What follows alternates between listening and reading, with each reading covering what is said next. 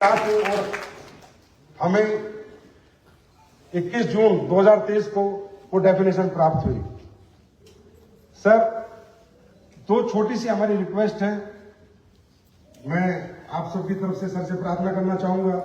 सबसे पहले मैं डायरेक्ट सेलिंग के बारे में थोड़ी सी अपनी एक परिभाषा देना चाहूंगा कि सर, ये जो हमारी डायरेक्ट सेलिंग इंडस्ट्री है, प्रैक्टिकली सेलिंग का बिजनेस नहीं है, शेयरिंग का बिजनेस है। यहाँ पर जो लोग काम करते हैं सर, वो ओल्ड एज भी होते हैं, यंगस्टर्स भी होते हैं, वुमेन्स भी होती है, मेंस भी होते हैं, लिटरेट भी होते हैं और लिटरेट भी होते हैं। और सभी लोग यहाँ पर काम कर एक part time income, full time और पार्ट टाइम दोनों तरह से करते हैं। कुछ लोग कंज्यूमर ही बन जाते हैं, कुछ लोग नहीं भी करते। और सर, यहाँ पर कोई भी व्यक्ति एक अपना नेटवर्क डेवलप करके, एक रेमुनेशन प्राप्त करके अपना भविष्य, अपना जीवन यापन करता है।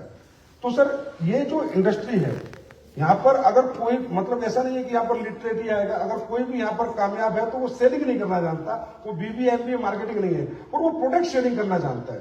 तो हमारी इंडस्ट्री में जो प्रोडक्ट है सर, वो सबसे मेजर फैक्टर है। अगर उसकी क्वालिटी है तो व्यक्ति लेता है और उसको शेयर करता है, और शेयरिंग करते करते एक नेटवर्क डेवलप हो जाता है और उसको रेमुनेशन आने लगता है, जिससे वो एक अपना अच्छा भविष्य बना लेता है। तो इसी में सर, हमारी आपने एक बहुत अच्छे हमें रूल दिए सर, हम बहुत अप्रिशिएट करते हैं। लेकिन एक छोटा सा अमेंडमेंट हम चाहेंगे सर, आपसे प्रार्थना कर रहे हैं कि रूल 3 के सब रूल 1 में क्लोज डी में जो डेफिनेशन है सर डायरेक्ट सेलिंग एंटिटी की, ये मैं आपको प्रार्थना पत्र बाद में दे दूंगा सर। इसमें थोड़ा सा अगर क्लियरिटी आ जाएगी सर, तो इजीएस्ट हो जाएगा हमें इथिकल डायरेक्ट सेलिंग की तरफ से कदम बढ़ाने के लिए। हम ये चाहते हैं कि सर, हम इथिकल डायरेक्ट सेलिंग की तरफ जैसे 2-3 कदम बढ़ा चुके हैं, मजबूत कदम बढ़े, जिससे देश के और बच्चे यहाँ पर आए, एम्प्लॉयमेंट हासिल करें और लोगों को इस इंडस्ट्री पे भरोसा और यकीन आए। और सर, एक छोटा सा हमारा एक रिक्वेस्ट और है आपसे कि सर, हमारी इंडस्ट्री में 2016 में जब गाइडलाइंस आई तो पिरामिड का उल्लेख जरूर किया जाता है। तो पिरामिड का उल्लेख किया गया डायरेक्ट सेलिंग की गाइडलाइंस में, लेकिन सर फिर वो डिफाइन कर दिया गया कि ये प्रोडक्ट बेस पे लागू नहीं है। लेकिन अभी जब रूल्स आए, फिर पिरामिड का उल्लेख किया गया। सर, आज मैं पिरामिड के बारे में सबके सामने बताना चाहूंगा कि पिरामिड होता क्या है।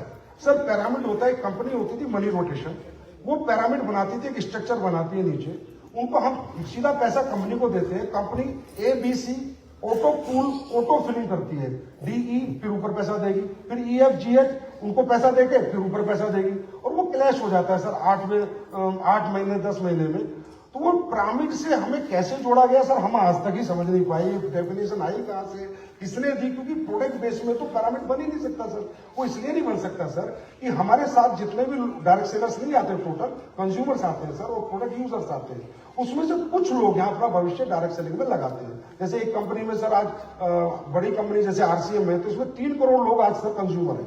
लेकिन जो अगर डायरेक्ट सेलिंग एक्टिवली कर रहे हैं, वो 8-10 लाख लोग कर रहे हैं। बाकी 2 करोड़ 90 लाख लोग इनके सिर्फ यूजर्स हैं। आज इंडस्ट्रीज की बात करें तो 1.5 करोड़ से ज्यादा का मेरे ख्याल कंज्यूमर नेटवर्क है।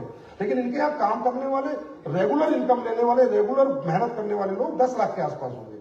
तो इसीलिए पिरामिड तो दूर दूर तक, हमसे दूर दूर तक कोई रिश्ता नहीं है। पर ये पता नहीं कहां से आती है। तो सर, क्योंकि इससे क्या होता है सर, हमें इन्फोर्समेंट एजेंसी बहुत परेशान करती हैं, बहुत हरास करती हैं, और लास्ट में जाके ये कह देती है तुम भी तो पिरामिड हो। क्योंकि सर, हमारा सिंगल लेयर नेटवर्क बन ही नहीं सकता, हमारा तो मल्टी लेयर ही बनता है। और आज आप देखिए सर कि प्रोडक्ट बेस्ड और क्वालिटी बेस्ड कंपनियां हैं, तो 60 साल 70 साल से पूरे वर्ल्ड वाइड कंपनियां काम कर रही है सर। पिरामिड कहाँ 60-70 6 महीने नहीं टिकते। तो अगर 60-70 साल से कंपनियां काम कर रही है, और सर 70 हजार करोड़ के कंपनियों के टर्नओवर है, और वो 70 आज हमें बताते हुए गर्व महसूस हो रहा है कि हमारे बीच में भी आज बड़ी बड़ी कंपनी, इंडियन कंपनी है, जिन्हें 25-25 साल काम करते हो गए। तो सर, अगर आपका ये आशीर्वाद हम लोगों को मिलेगा तो हम लोग भी ये कहेंगे एक दिन कि हमें 70 साल काम करते हुए हो गए।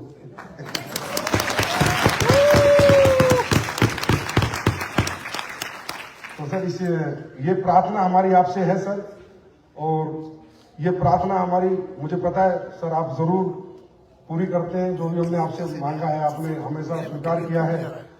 इससे सर हमारी इंडस्ट्री में बहुत उत्साह आएगा, एम्प्लॉयमेंट बहुत जनरेट होगा, और हमारे सर्वप्रिय, लोकप्रिय, विश्वव्यापी हमारे आदरणीय प्रधानमंत्री जी का जो सपना है आत्मनिर्भर भारत और मेक इन इंडिया, इसमें भी डायरेक्ट सेलिंग अपना सशक्त रोल निभाएगी।